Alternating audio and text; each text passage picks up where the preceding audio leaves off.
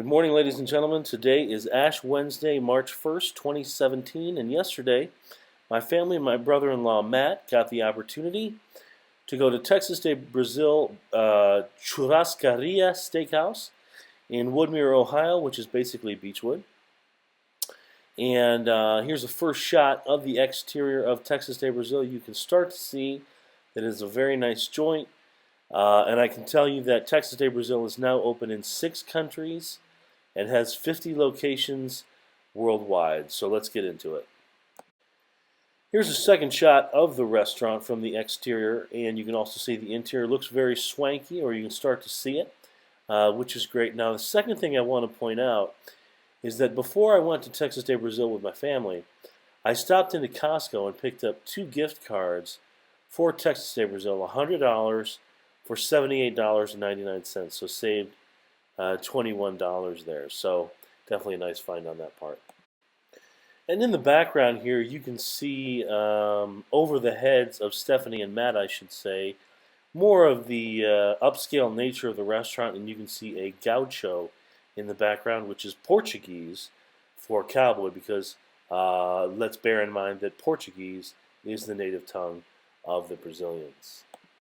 So Texas de Brazil offers 16 cuts of meat and at least 50 items from the salad bar, both hot and cold. So here's a shot of the salad bar area. As you can see, still very nice facility, very swanky. And of course, a great shot of the bar. And here's a shot of the kitchen. I will show you another shot of the kitchen later, a little close-up of the meat roasting on the spits. Shot of Braden and Evelyn. A shot of Stephanie's brother, Matt, who is sporting a Chris Farley t-shirt. So at these Brazilian steakhouses, you get your card, green on one side and red on the other. So it's green when you want food, the meat, and it's red when you've had enough for the moment. Okay, so now we get into the food, and on the left-hand side up top, you can see the lobster bisque, which was pretty good. It was a thin soup, which, you know, is just based on how you like it, whether you like it thin or thick. But on the plate, on the left-hand side, you'll see the potatoes and cheese, which were pretty good. Then you have a white fish with a sauce. It was a good dish. It was mild, but nothing to write home about. Brazilian potato salad, which was bland, and again, nothing to write home about. Then you have the spicy shrimp, which was a little weak. And finally, you have the sushi, which in a Brazilian steakhouse, I've been to 3. I've been to Brasa Grill in Cleveland. I've been to the one at Palace Resorts Hotel in Cancun, which is, and now Texas de Brazil. And I can tell you that all 3 of them don't know how to make sushi, but never fear, because plenty of great food is coming up in this video.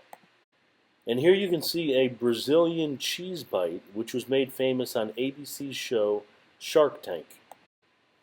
Here we have the Brazilian limeade from Texas de Brazil, which was oh so good because of the sweet and sour flavor. The fried bananas were sweet and really good. The garlic mashed potatoes were good, but not the best I've ever had. And here are some foods that the server Pamela got for my son Braden. The pineapple carpaccio was very good. And here's the first meat, which is Brazilian sausage. So on my plate now, you can see the Brazilian sausage and the Parmesan chicken. Now, the Brazilian sausage had a fabulous snap and a robust flavor. And the Parmesan chicken was very good or great. It was light and flaky. Now, on the right-hand side of the plate, you also see the bacon-wrapped chicken, which was another good dish because it was lightly smoky and crispy. And on the sword here, you have the top sirloin product, which was phenomenal because it was salty and crispy, yet succulent. Here is the flank steak, which was beautiful because it was salty, tender, and it had a buttery flavor and texture. So to recap, on top left you have the flank steak, and then you have the Parmesan chicken, And then middle left, you have the Brazilian sausage. Then you have the bacon wrapped chicken. On the bottom, you have the top sirloin. And on the middle right, you have the bacon wrapped filet mignon, which was extraordinary because it was smoky, it was salty, and it was tender. So you can see how many winners we've had so far when it comes to the meats. And the last meat of the night is the filet mignon. What I wrote down, folks, is that it was almost off of the charts. It was salty and tender, so a great way to round out the meats here at Texas de Brazil. And here you can see the meat on the spits, of course, roasting with salt. And I must say that it was quite late when my family was there. The kitchen was wrapping up, so it was fairly quiet in the restaurant. And here's another shot of the salad bar that I went back for. You can see roasted garlic bottom left, as well as the meats and the cheeses. And the desserts, the key lime pie was beautiful, folks. It was rich, creamy, and velvety. It did taste of true key limes from the Keys, Florida. So that's the key lime pie. The Brazilian cheesecake was very good. It had a beautiful silky caramel sauce.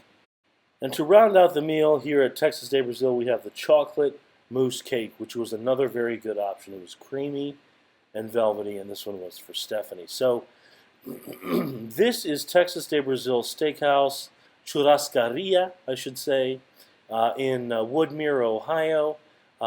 We have another location that should be open as of right now in Westlake, Ohio, on the west side of Cleveland. So definitely 50 locations across the world, so there may be one in your area. Please check it out. The bill was very pricey, about $45 per person, but for every once in a while, I would say it is worth it to go to the restaurant, the establishment. So please check it. Please check it out.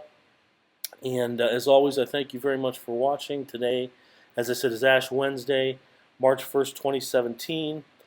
So I hope you guys have a great day, and please subscribe to the channel and leave any comments that you like. Thanks a lot. Bye-bye.